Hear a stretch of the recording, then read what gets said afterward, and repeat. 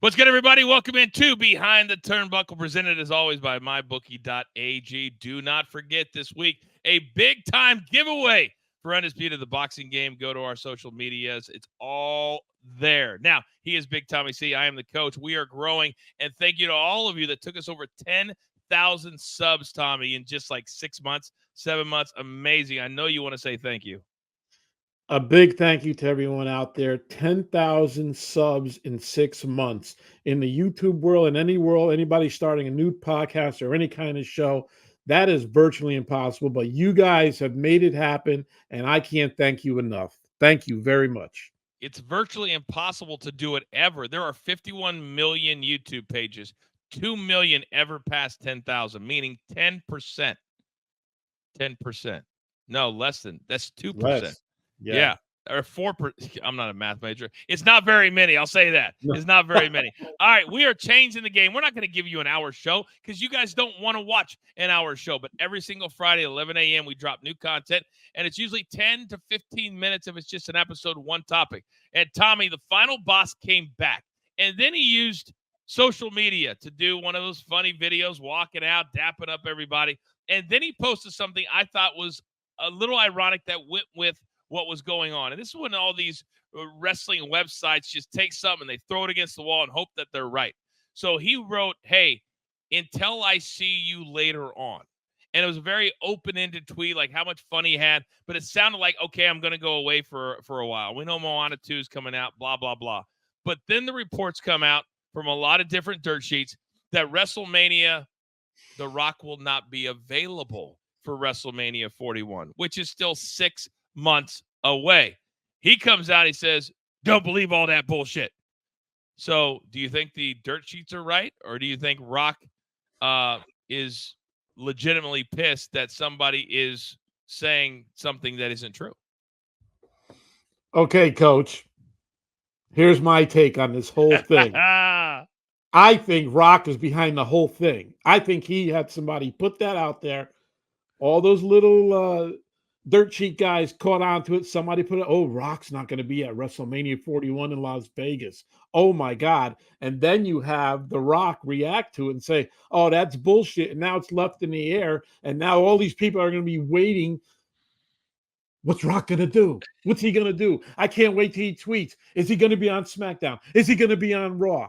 I think the final boss is behind the whole thing, Coach. That's what I think. I think you're crazy. He's very smart. I think you're crazy. I think you're crazy like a fox. Now, here's why I think you could be right. And this is why fans need to look at the whole picture. And this is why these dirt sheet writers and they said, well, I read one. It's this very seasoned writer. I don't even know his name. And he says, he says, well, The Rock, if he's going to come back, he wants to do it right. He wants to, get in ring shape, which means he's got to have the ring in 3 or 4 months. So if he doesn't have time to train, he's not going to come back and have a match. This is John Cena's last WrestleMania.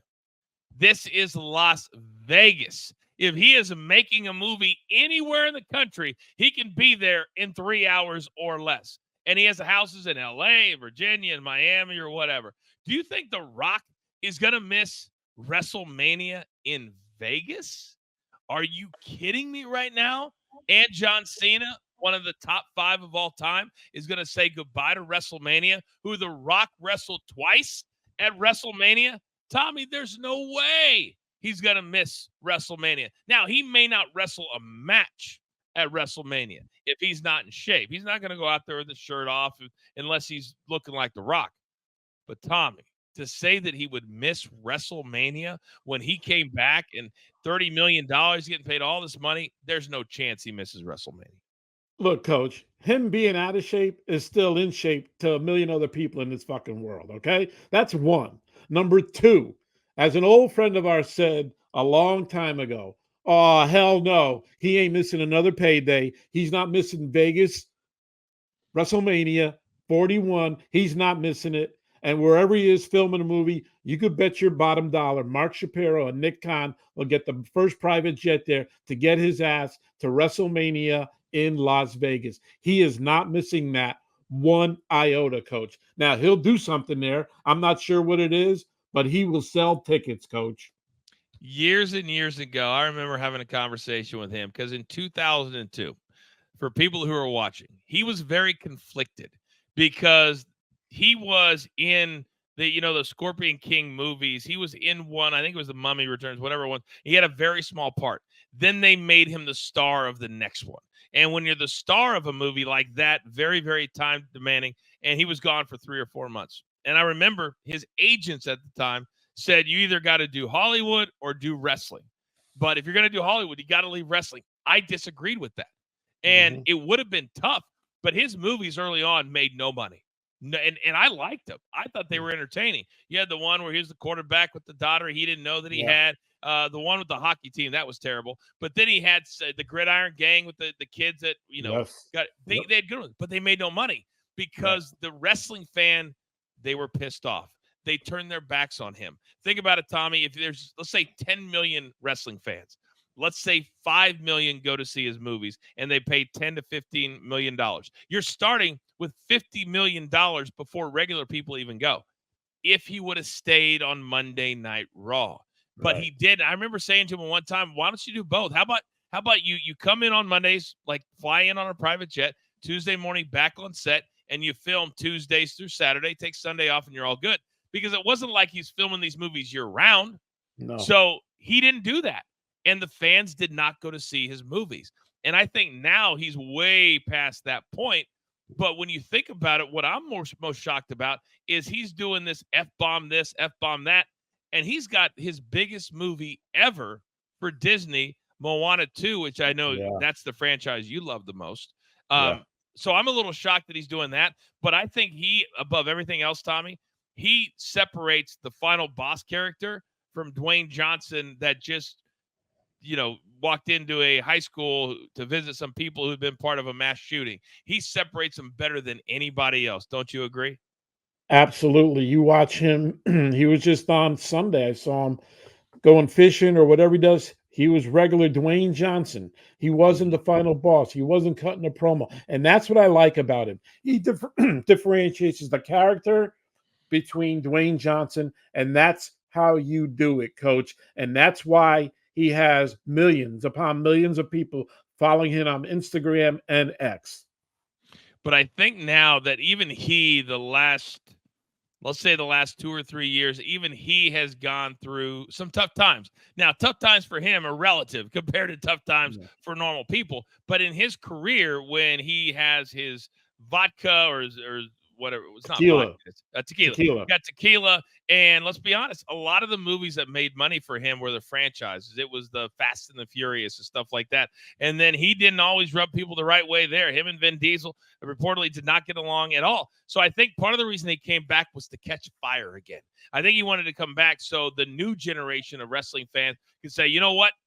I forgot how charismatic he is. And he is Mm. head and shoulders more charismatic than anybody in the WWE. And I think he wants to carry that over back into his movies because Tommy, he was gone the whole summer filming an MMA movie. He Yep. has a movie coming out right now that is obviously he shot it 8 months ago. So I think he's trying to use the wrestling audience again, just like he did in 2002. But this time he's hoping to cash in. So now they'll say, man, I love that dude. He came back, and they'll go see his movies. I think it's a brilliant play. Is it going to work? I don't know. But I think that's what he's trying to do. Oh, you're absolutely right. I mean, he gets the following of the wrestling fans again. He's back to being the final boss. He's back being the Rock here. They get to see him, and now he goes away for a little bit, and then they see his movies coming around. He comes back at the right time, and he promotes the heck out of it. Besides everything else, he's a very smart man, and he keeps changing the game, Coach.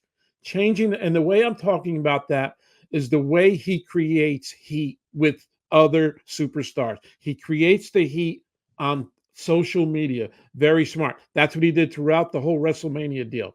The promo he cut after Bad Blood, walking backstage instead of standing there with Jackie Raymond and cut a promo, they followed him to his truck to get in his truck to go home because he lives in Georgia. He grabbed a bottle of tequila. He had ZZ Top playing. He hit everybody's picture that was on the trucks there and talking about them. It was entertaining, and he's getting a friggin' point across. but he cut it a different way. You don't see anybody else doing stuff like that, Coach. Tommy, nobody else can Yeah. do stuff like that. They'd have to do 10 takes. That was one long take. By the way, what's with the belt? Why is he walking around with a title belt on? What is that? That's the people's champ that, remember, it was at the Hall of Fame. Muhammad Ali's wife gave that to him. Oh, I didn't She, even know that. Oh, yeah, I that's just what learned it is. something. It's the Okay. people's champion. Yep. Oh, And he got it at I'd walk Hall of around with it Fame. too. Yeah, okay, Yeah. I'd walk around with it too. This is Okay. the respect of Muhammad Ali. He's getting the respect. He needs, we always No call doubt. Muhammad Ali the people's champ, the greatest of all time, as we all Yeah. know, right? Yeah. Well, he's the people's champ, and she gave him that title. By the way, Muhammad Ali is in the undisputed boxing game, as a matter of fact. You can play Muhammad Ali in that new video game. Yeah. The family said yes, so you can play Mike Tyson. There it is right there. There's a QR code. We have a big giveaway. And if you want to be a part of it, it's right there. It won't cost you anything. Just promote the show a little bit. If you hit that QR code, all the rules are there. Giving away one for PS5, one for Xbox. And it's an incredible game. And our boy Todd Grisham is the voice in this game. So, and we'll be giving away some more, but we want you to enter, I guess, as many times as you want. I guess you can. Man. We make the rules. Pretty cool for old Grish, isn't it? Did you ever meet Muhammad Ali? I did not. I did Oh. not. He had already gotten Parkinson's well before I ever started in the WWE. So, well, I'm an old man, right, Coach? When I was growing up, I had the greatest boxing of all. I mean, I was a fan. I was a Smoking Joe fan. So I remember the first Ali Frazier fight. I was like 12 years old or something like that. We listened to it in my kitchen with my brother and two other guys on a transistor radio, round by round. And wow. everybody in my school was going for Muhammad Ali, and I was going for Frazier. And I liked Ali. I had no problem with Ali, but I just loved Smoking Joe Frazier. I loved the way he boxed. He hit your body, then the head would drop and the left hook would come. But Muhammad Ali was just fucking lightning. He was just unbelievable. So I grew up in a time of boxing where it was just great, unbelievable. Those three fights, that's why he ended up with Parkinson's, and Joe Frazier ended up he wouldn't be able to talk anymore as much. So those guys went through wars, and that's when boxing was 15 rounds. Yeah, 15, and it's really tough, especially for us. Anybody that talks to us about CTE or any of these types of things, Parkinson's, it's a side effect of getting hit in the head so many times. And when you're a heavyweight, I mean, it is what it is. But he was so sharp, and probably the sharpest mind-wise. And then I was around Michael J. Fox at a few golf events, and there are times, Tommy, I'll be fully transparent, that I worry about myself sometimes as I start to get a little bit older, because anytime you've taken some shots to the head, and once in a while that I'll forget what I'm talking about. I was like, is that? But they would gladly trade, and he would tell you this if he's still alive. He would trade that for all of those years of entertaining the fans and all of the promos and all of that. He was pro wrestling before pro wrestling was pro wrestling on the national level. All right, we're going to leave it right there. We drop every single around 11 a.m. every single Friday with different content. We also have interviews. We've got Pete Gass in the can. We've got Chaz from the Headbangers in the can. We'll be dropping those in the next couple of weeks as well. But thank you for supporting the entire brand all the time. We couldn't do this without you. Tell all your friends. Just tell all your friends, because we want to continue to grow this and have more and more content, talk wrestling just for you. Big Tommy C, for producer man, I am the coach. We'll see you next time behind the turnbuckle.